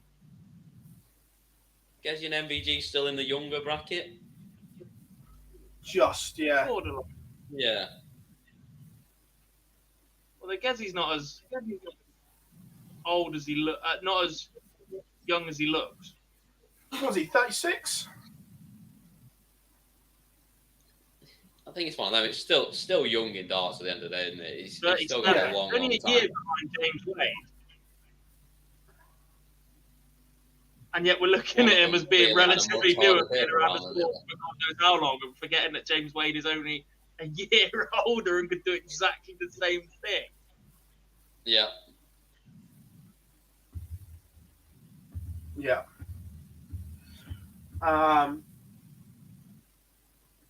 Brock says, Phil, you said you always got chucked out of Lakeside. What was the story? Down to censorship. Pretty much. But can't have it both ways. You can't have the good reporting without the bad.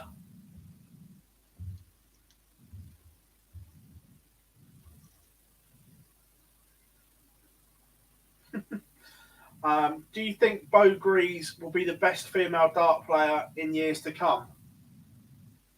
She has the potential to be. She has the potential to be the best, 100%. Yeah, raw talent-wise, she's got everything she needs. It's just whether it happens from there. We've seen it so many times that it does, and so many times that it doesn't, and it's one of them. It's a flip of the coin sometimes. But in terms of absolute out and out ability, she's got everything she needs. Yeah, 100%.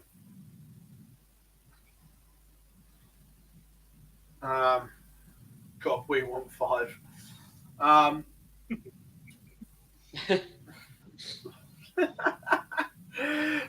tell you what, the one thing I will say about that game right now, finally, in the 87th minute of the game, when they're getting absolutely pummeled again, one of the United players has at least come in and stuck one on someone and looked like they actually care about it. Yeah. Reply. Navi just got straight through the top of Lingard. And now Tommy, we're all doing it. Yeah. Tommy, I can't. Look, don't get me wrong. The early stages of Lakeside was ropey. However, the standard towards the end was actually very good.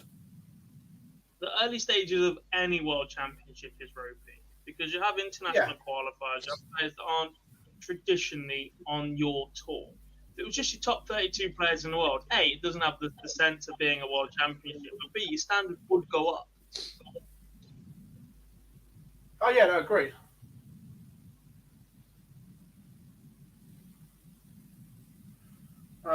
But yeah, now towards the end, there was some absolute gripping games. I loved it. I'm very surprised Paula Jackman was allowed to play in the WDF Worlds. Look, she got the points to qualify. So it would have been hard to say you can't play because she qualified for it.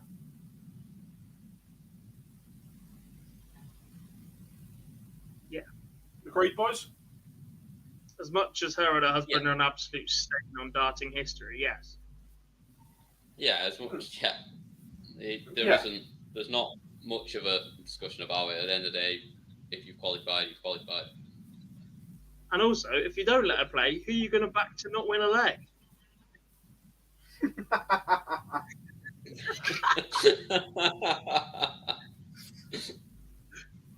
Good point, my mate. That 0-2, that bookies must have lost an absolute fortune. Oh, completely, because they wouldn't give you it this time round. I tried to do a couple of request to bets and they wouldn't give you it. Oh, they not? Should the development tour have as much events played by now as the Challenge Tour this year? I don't think it particularly matters when they're played, as long as the events are played across the year. Yeah, but have a look at when they are. Are they clashing? No. The bulk of the development tour is played through the summer holiday. Because of the age.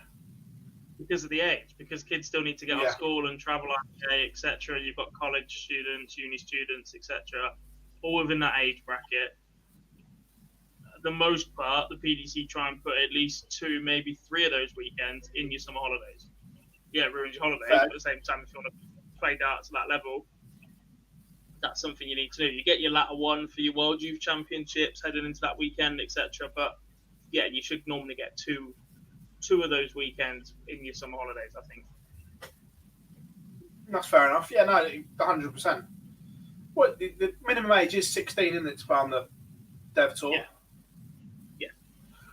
Again, I'd like a change to that. I genuinely think from whatever age the JDC starts, you let the JDC have until 18, and then the Dev Tour is 18 to whatever.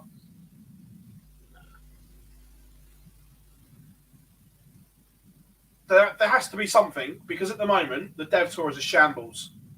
When you've got because card holders play. And that, but I'm talking about the other factor. But it's going to be the same thing anyway. The minute you up that age bracket to an 18, all the Dev Tour does is teach young dart players how to drink in a PDC environment. Yeah, but if they're playing up until whatever age, 18, on the JDC, they're not allowed to drink at a JDC event. There's no alcohol allowed in the building. There's no alcohol allowed in the venue at all. But at the same time, the minute they step foot in Robin Park for the very, very first time as an 18-year-old, realise what everybody else is doing, they're going to get battered at least from 16. They're exposed to that environment for 2 years where they're physically not allowed to drink. If you've already spent 2 years playing on the Dev Tour and not drinking, then you feel less pressured to go and drink from 18 plus because everybody else is doing it. As I've said, I'd like it banned, full stop. I'd like you banned, full stop. So would James Wade. I just think that sport is past it, and it needs to be eradicated from the sport. Never going to happen. I know what you mean, but it's not going to happen, is it? I don't know. Yeah, because it was in the other way. The IC moved off its banned substance list and everything, didn't it? It's only going to take something bad to happen at an event for the eyes of the world to be looking at the sport. Yeah. Possibly. But I'd be more concerned about something else than alcohol. Well, yeah, there's always that as well. I think they should have a heavy debate as well.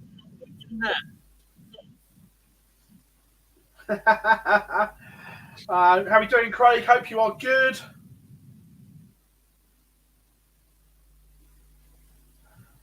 Simon, yeah, there's still random. Both organisations are signed up to, is it UCAD or whichever one it is, there are, the testers can randomly turn up at any event at any given time. Mm-hmm.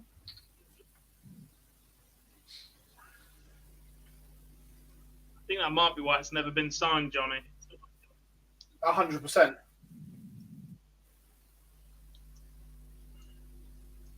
Yeah. Possibly yeah, that's why. Willie.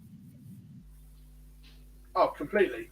In terms of sport, behind the scenes thing would be absolutely brilliant for it, but you can't spend all year fining players for being in view of alcohol, etc., as you try and clean up the image of the sport, to then go and run a documentary where it's literally impossible for them to hide it. Yeah. Can we also, somebody get onto the DRA and have a word? It's nearly May and we're still waiting on the back end of 2021. Oh, completely. Because I, there's loads of cases that I know have been dealt with, and I really want to see how some of them are worded. Yeah. So want to see it.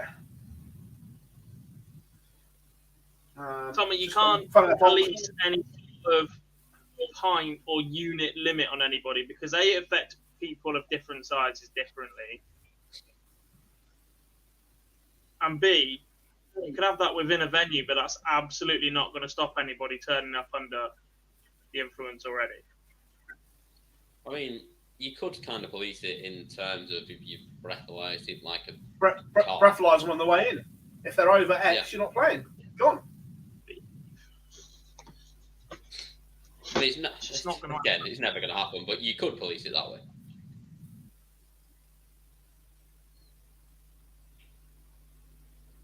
I genuinely think the standard would go up as well. Short term, there would be a dip, but long term, I think the standard would get better. Yeah, you know, look, there would be a dip, but long term, I think the standard would be better. No. Yeah, players would get used to it. Yes. Standard, no. I tried to play in the pub sober a couple of weeks ago. I had nothing to drink at all, and I was absolutely useless. Couldn't get outside. I couldn't get out of my own head. I just couldn't relax and let it go. But I assume that's the same thing we'd see on stage for a while, and then, but over time you get used to that more, and it would. I assume it would have that. In fact, I don't know if it would overly improve, but I think we'd see it go back up to the same level certainly after a bit of time. Yeah. I've just looked on the DRA website as well. It's UCAD, the testers that the PDC use. I knew it was one of them. Yes. So there we go. I think, boys, that's just about it. So I've enjoyed tonight. It's been good. Lots covered, which is always a good thing. I'm going to rewatch that all over again. What a night. Roy Keane looks happy. Oh, I can't wait for Gary Neville as well. He's gonna be ready to blow. On commentary, after 25 minutes, he genuinely called the players a waste of space. Brilliant. Really? And he's not wrong, is he? You cannot say that. Well, I mean, you can, and he did, and that's why we all enjoy listening to him, and why, as much as he's not someone that any of us particularly liked when he was playing the game, he's probably the best pundit out there right now. Yeah. Well, to be fair, him and Carragher together are brilliant. Yeah. Yeah. 100%. Everyone, thank you very, very much for your continued support. We're back to a Monday next week. It feels a bit weird having us on a Tuesday, doesn't it? Yeah. Yeah, it's not quite the same, but it's not bad actually. To be fair, we've got through it, and now I can go and watch Derry Girls before I go to bed. Nice, boys. Absolute pleasure. Thank you very, very much. Remember, loads and loads coming up on our YouTube channel over the next 7 days or so. So if you haven't, make sure you subscribe. The Fallout Bar, we're back Thursday, probably with the two gentlemen either side of me, no doubt. Would have thought so. It generally is.